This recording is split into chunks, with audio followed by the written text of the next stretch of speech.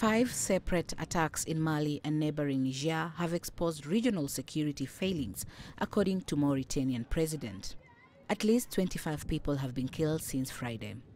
The G5 force, formed to tackle security challenges in the Sahel region, faces funding problems and lack of equipment. Meeting the leaders of the 5-nation African Anti-Terror Unit, French President Emmanuel Macron pledged more support. I'd like to repeat here that it's African citizens who are affected by terrorists every time. And I also reiterate the full and entire commitment of France, and in particular our military, to Operation Barkhane in support of the fight against terrorism. En soutien dans cette lutte contre le terrorisme. The G5 Sahel force aims to have a total of 5,000 troops from 5 nations, including Burkina Faso, Chad, Mali, Mauritania and Niger. Meanwhile, the African Union has endorsed Rwandan Foreign Minister Louis Mushikwabo to head the International Organization of Land Francophonie. This is despite her country's decision to prioritize English as an official language a decade ago. The RIF comprises 84 states and observers. Chamhono, CGTN. Well, let's get you more now on the French president's visit to Nigeria. We're joined by our correspondent Phil Ihaza in Abuja.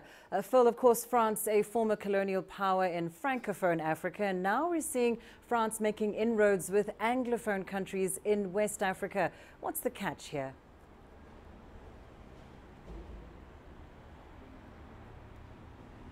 Oh, thank you, Lindy.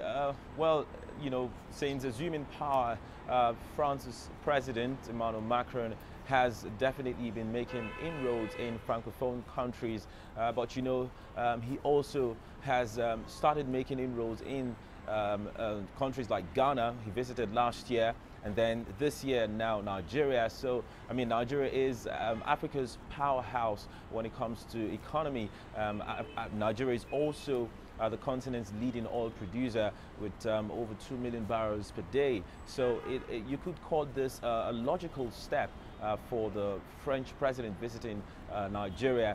And don't forget that just last year, 2017, the bilateral trade between Nigeria and France was well over 4 billion euros, which makes France the leading trade partner with Nigeria all across sub-Saharan Africa.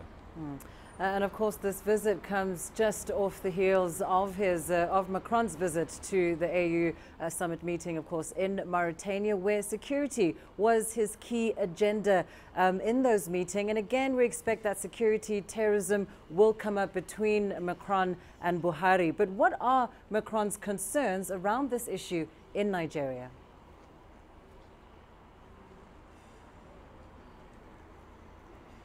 Well, 9 years of violence in the remote northeastern part of the country has definitely spread to some of these Francophone colonies like Cameroon, Niger, and the wider Lake Chad, you know, which is something that Macron will be tending to focus on.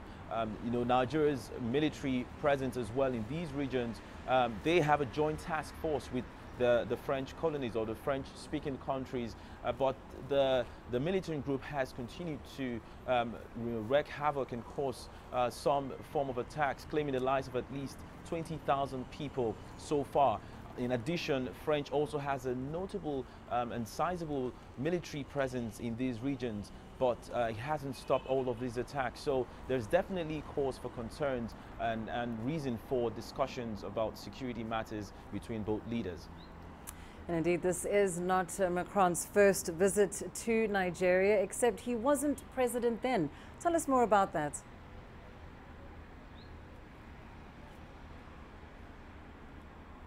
Well, I mean, the French president served as a diplomat in Lagos. That was back in 2004, and he must definitely have some form of memories that he'll be hoping to relieve, especially seeing that Lagos is has a population of over 20 million people with very, very thriving art and cultural lifestyle or scenery, as the case may be. So he'll definitely want to go to Lagos to also have an agenda that is more cultural in that sense.